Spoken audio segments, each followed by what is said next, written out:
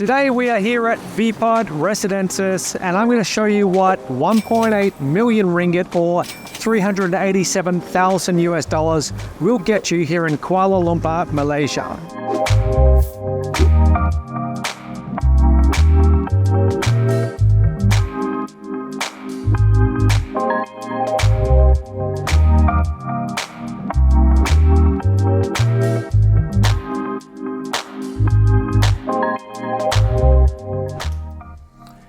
Okay, so come on in.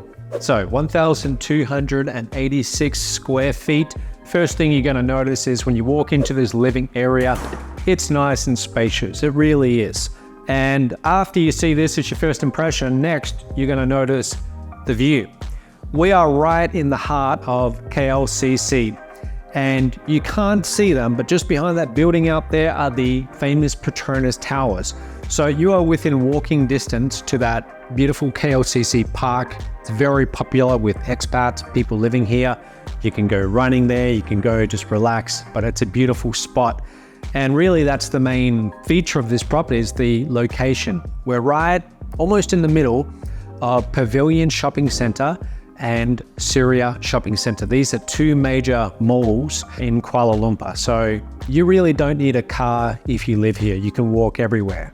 So this beautiful view is yours. We're on level 7 and there's 40 levels, I believe, in this building, Vipod Residences. The whole thing, it's 10 years old, so it's still relatively new. So this big living area is really nice. You can entertain guests here, relax. I would personally really love this. I love that view the most. Behind us over here, the former owners, they did something. They renovated this area and they actually built this like secret room. So you could use this as maybe a study.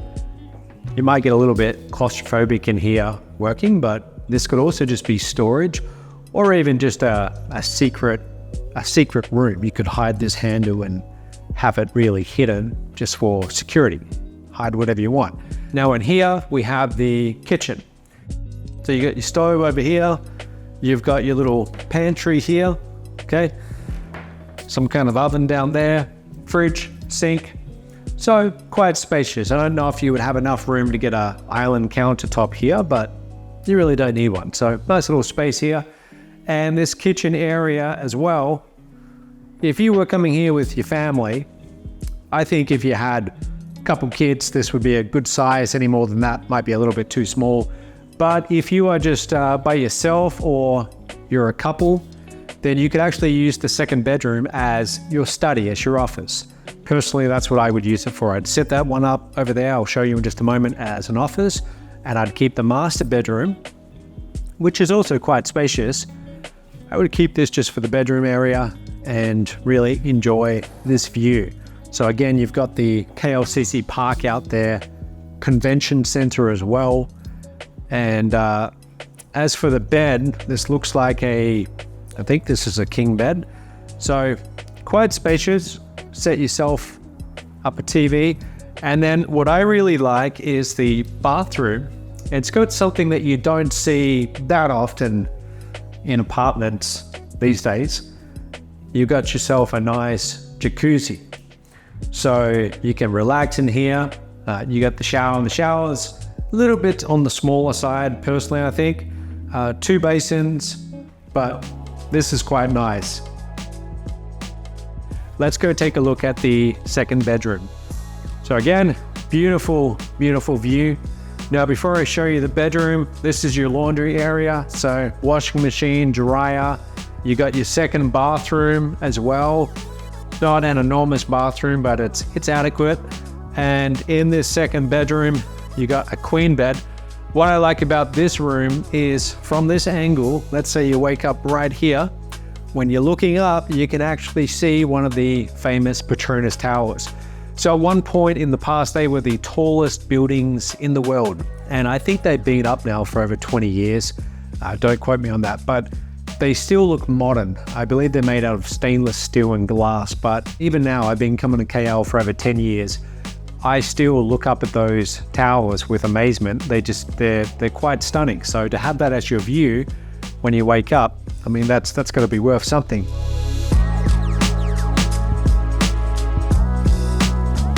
Here we are in the gym, and I'm quite jealous of this gym. This would be an incredible place to work out. You'd be on the treadmills. You've got this view of this city skyline all around you, and I don't think you can get much of a better view in KLCC than this, except maybe from the Petronas Towers themselves. So you've got all the modern equipment here, very spacious, but I mean, if you had this view, you'd be working out every single day. So really nice gym. So here we are on the sky deck, and it's been a number of years since I've been up here, but the views on both sides, you can't get much better than this. This is one of the taller buildings in the city center.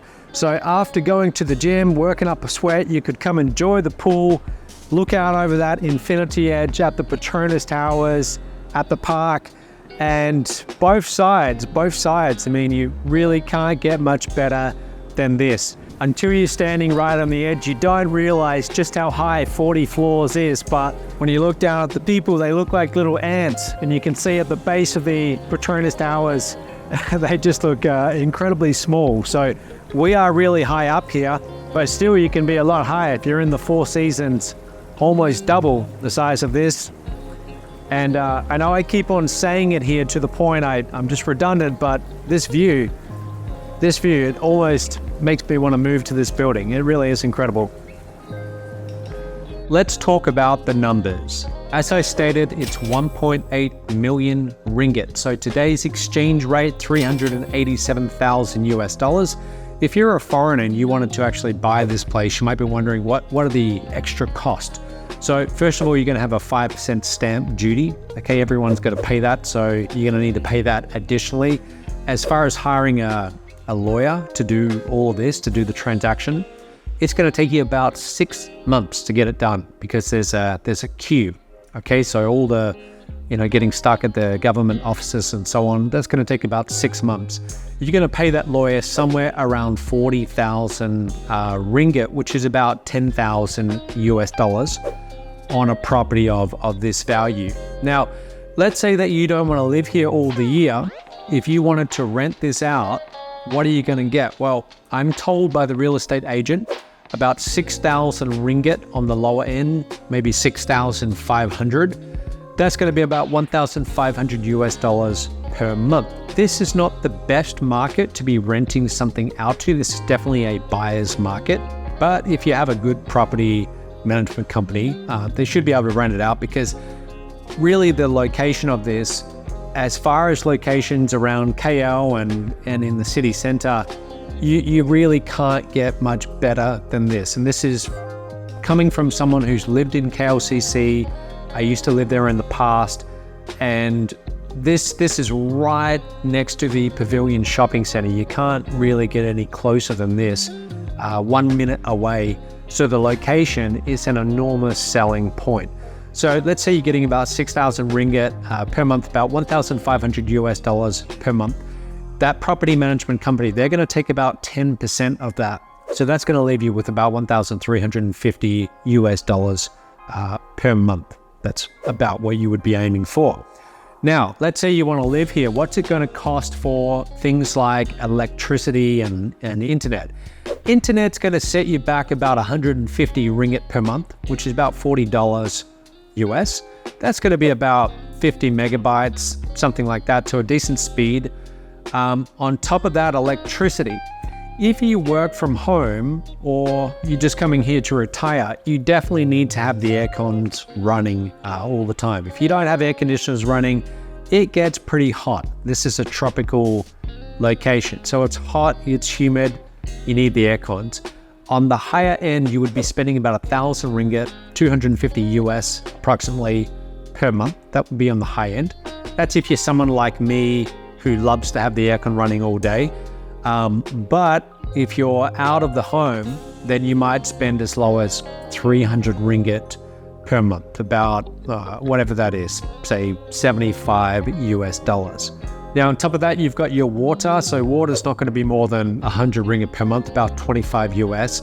Now, when it comes to the HOA fees or the management fees, here you're going to be paying about 700 ringgit per month, which is about 150 US per month, something like that. That's going to cover your security, gardening, just the general upkeep of the building. So that's what you're looking at. Every year you have something called an assessment fee. That's like a tax. That's going to be about 2,000 ringgit, $500 per year. There's something called a quick rent. That's another annual kind of tax.